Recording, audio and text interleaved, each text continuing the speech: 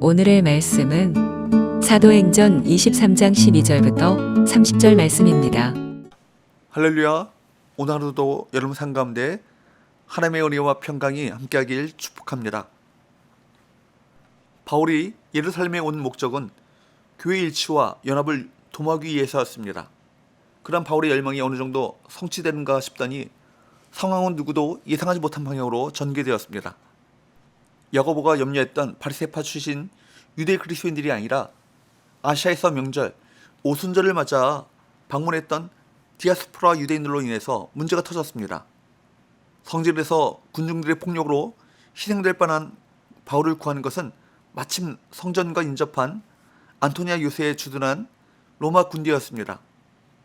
로마 군에 의해서 사슬에 결박된 상태에서도 바울은 유대인들에게 부활하신 예수님을 증언했고 사내들인 공회에서도 증언했습니다.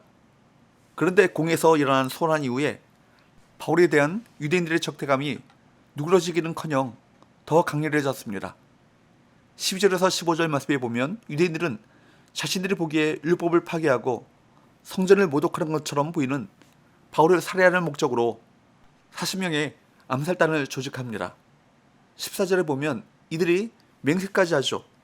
이것은 만일 이 계획이 실패로 돌아간다면 자신들이 저주를 받겠다는 각오와 결심을 말합니다.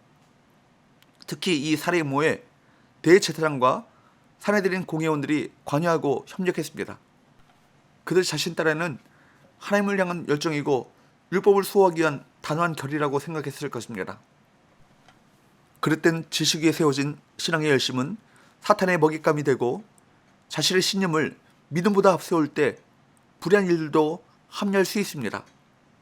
신앙과 신념은 사람과 공동체를 살리는 것이 되어야 합니다. 16절부터 21절 말씀에 보면 매복하여 바울을 죽이려고 하는 유대인들의 치밀한 음모가 바울의 조카에게 탄로나고 바울의 조카의 입을 통해 백부장과 천부장에게까지 알려지게 됩니다. 바울의 조카는 자칫 자신도 공모부로 몰려 함께 처벌될 수 있는 위험이 있었지만 용기 있게 생명을 살리는 일을 선택한 것입니다. 그리고 바울의 암살 음모를 때마침 바울의 조카가 알게 된 것은 우연이 아닌 필연으로 하나님의 주권적인 섭리의 역사였던 것입니다. 22절에서 24절 말씀에 보면 바울 조카의 제보를 받은 천부장은 비밀리에 밤 9시에 로마 군인들과 바울을 태울 말을 준비하여 벨릭스 총독이 있는 가이사랴까지 긴급 호송을 명령합니다. 23절에 보면 바울을 위해 동원된 로마 군인이 엄청납니다.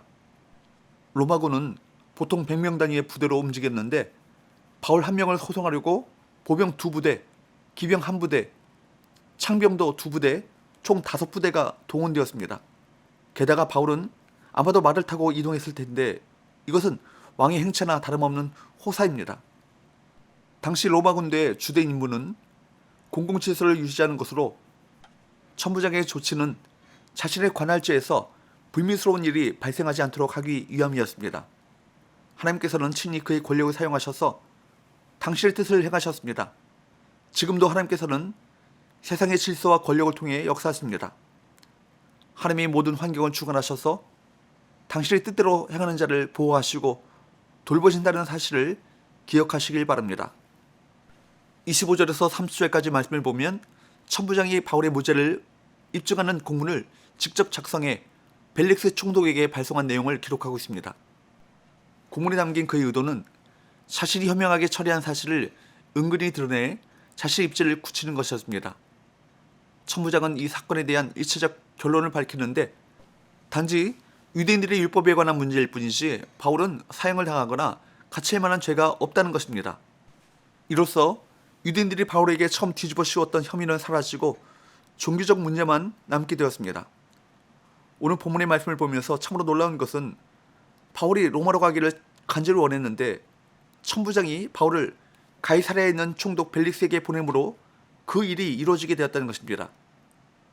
바울이 예루살렘에서 예수님을 증언한 것처럼 로마에서도 증언해야 한다라는 말씀은 불확실성과 뜻밖의 사건들, 사람들의 적대감과 동정심, 의도와 실수, 피와 음모를 뚫고 아니 이 모든 것을 통해 이루어지고 있었고 이 배후에 하나님의 놀라운 섭리가 있었습니다.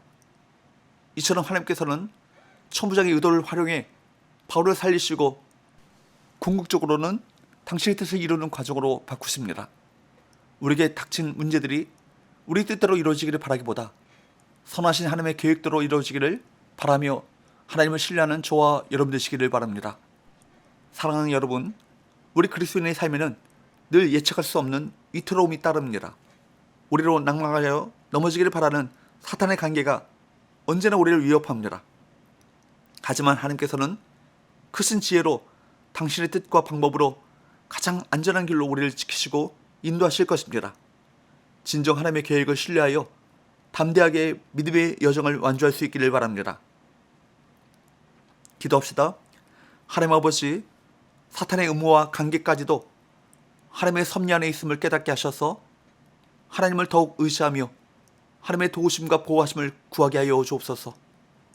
상황보다 더 크신 하나님 위대하심을 끝까지 신뢰하게 하셔서 눈에 보이는 상황에 낙심하거나 절망하지 않고 믿음의 눈을 들어 하나님의 능력을 신뢰하며 사명의 길을 걷게 하여 주옵소서. 예수님의 거룩하신 이름으로 기도하옵나이다. 아멘.